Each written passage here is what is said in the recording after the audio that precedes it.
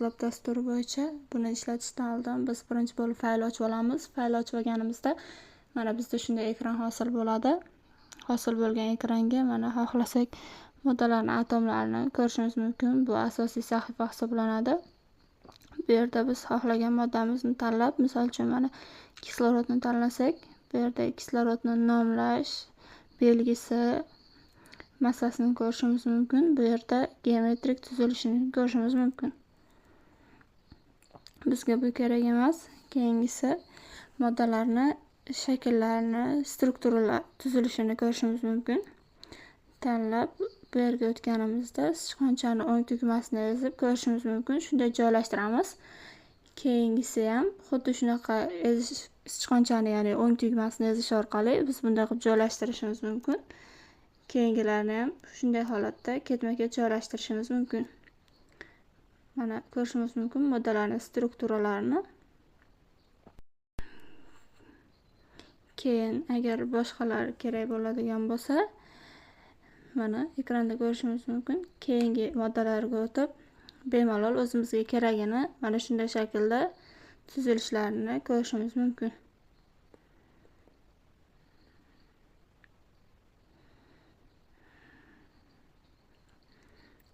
Mana keyingisini tuzilishi.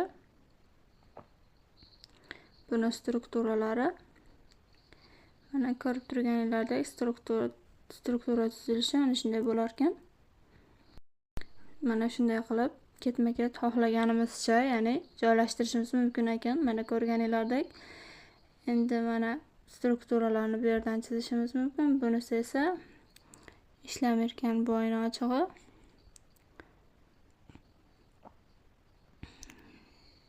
Endi bu yerda chizgan strukturalarimizni shaklini tanlashimiz mumkin ekan. Birinchisi normal bo'ladigan bo'lsa, oddiy holatda belgilab berar ekan. Chizma shaklda, ya'ni. Keyingisiga o'tadigan bo'lsak, bu ko'rinishda bo'ladi. Va buni keyingi shakli bo'ladigan bo'lsak, biroz qirrali shaklini ko'rishimiz mumkin ekan. Keyingisida ko'rganinglardek tugunlar holatda, ya'ni ko'rsatib berar ekan. Keyingisi mana bu holatda ko'rsatib beradi. Bizga hozir oddiysi kerak bo'lgani uchun avvalgi holatiga qaytarib olamiz. Ko'rganinglardek. Endi bu yerda moddalarning tuzilishi, chizmalarini bu orqali kichraytirib ko'rishimiz mumkin ekan. Bu tugma orqali esa moddalarni o'zimizga tortib, ya'ni kattalashtirib ko'rishimiz mumkin ekan. Bunisi esa aylantirib ko'rsatib berar ekan. Xohlagan tarafimizga aylantira olamiz ekan, ya'ni. Endi bunisi zaryadlarni belgilar ekan. Endi bu yerda vodorodlarni o'chirib qo'yishimiz mumkin ekan yoki vodorodlarni qo'shib, ya'ni molekulaga bu X, Y, Z shaklda berar ekan. Bunisi esa bizga kerak emas ekan. Endi bu yerda bu tugma bor. Bu atomlarni nechta vodorod, nechta uglerodlardan tuzilganligini, ya'ni ko'rsatib beradigan tugma hisoblanar ekan. Bu orqali o'chirishimiz mumkin ekan.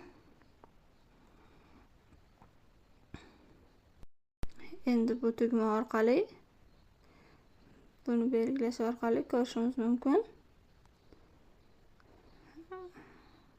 Mana ko'rib turganingizdek.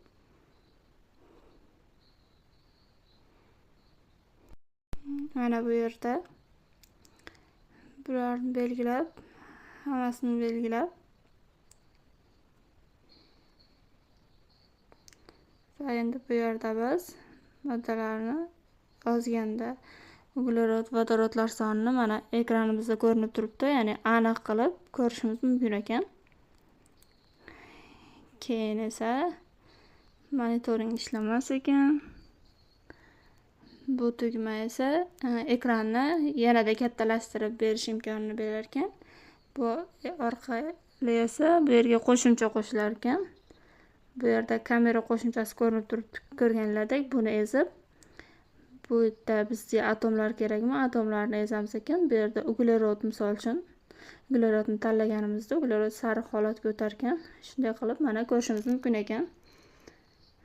Bu yerda hamma vodorodlari hamma soni ko'rinib turibdi ekan. Mana bemalol ko'rishimiz mumkin. Bu yerdan rangini tanlashimiz mumkin ekan. Biz avvaldan ko'k rangni tanlab olganmiz. Bu esa shakllarni aylantirib ko'rish imkonini berar ekan. Mana shu holatda. Bu yonboshga, tepaga qilib ko'rish imkonini berar ekan bizga. Demak, Argus Lab dasturini mexanizmi shu ko'rinishda ishlar ekan. Endi Argus Lab dasturi haqida umumiy tushuncha deganda, Argus Lab dasturi bu ko'rib chiqqanimizdek molekulyar modellashtirish va kompyuter kimyosi uchun mo'ljallangan bepul darslik, asosiysi bepul darslik hisoblanar ekan. Unda organik moddalar, ko'rganimizdek biomolekulalar, organik komplekslar va ularning geometriyalarini oson ko'rishimiz, ya'ni tasavvur qilishimizga osonlashtirish uchun ishlab chiqilgan dastur hisoblanar ekan. Dasturdan odatda kimyo talabalari, o'quvchilar hamda ilmiy tadqiqotchilar foydalanar ekan. Dastur nima qiladi deydigan bo'lsak, Argus Lab dasturi molekulalarni chizish, geometriyalarni optimallashtirish, orbital va elektron zichliklarini hisoblash, energiya hisob-kitoblari, ligand oqsil bog'lanishini tahlil qilish vazifasini bajarar ekan. Argus Lab dasturining afzalliklariga keladigan bo'lsak, bepul o'qitish va o'rganish uchun juda qulay dastur hisoblanar ekan. Interfeysi sodda, ya'ni boshlang'ich kimyoni o'quvchilar uchun, boshlang'ich o'rganuvchilar uchun, ya'ni juda mos kelar ekan. Kichik kompyuterlarda ham ishlayveradi, ya'ni yengil dastur hisoblanar ekan. Biomolekulalar uchun molekulyar docking funksiyasi borligi Argus Lab dasturini asosiy afzalliklaridan hisoblanar ekan. Argus Lab dasturi asosan qaysi sohalarda qo'llaniladi deganda, kimyoni kompyuterda modellashtirish, kompyuter kimyosi, laboratoriya mashg'ulotlarida, organik sintezda molekulalar tuzilishini tahlil qilishda, tabiiy birikmalarni modellashtirishda, dori dizayni bo'yicha boshlang'ich docking tahlilida, ta'lim jarayonida molekulalarni 3D ko'rinishda o'rganishga asosan bu Argus Lab dasturi qo'llanilar ekan. Ya'ni bu nima degani? Bu bizga o'xshagan talabalar, oddiy maktab o'quvchilari, akademik litseylar, kollej o'quvchilari uchun, misol uchun, kimyoni yanada qiziqarli fan sifatida o'rgatishga asosan Argus Lab dasturini bu yana bitta foydalari hisoblanar ekan. Ya'ni kimyoni qancha ichini o'rgangan sari o'quvchi shunga qiziqadi degan maqsadda ham buni qo'llashimiz mumkin ekan. Moddalarni 3D formatda fazoviy tuzilishlarini oson tasavvur qilish uchun asosan qo'llaniladigan dasturlardan biri hisoblanar ekan.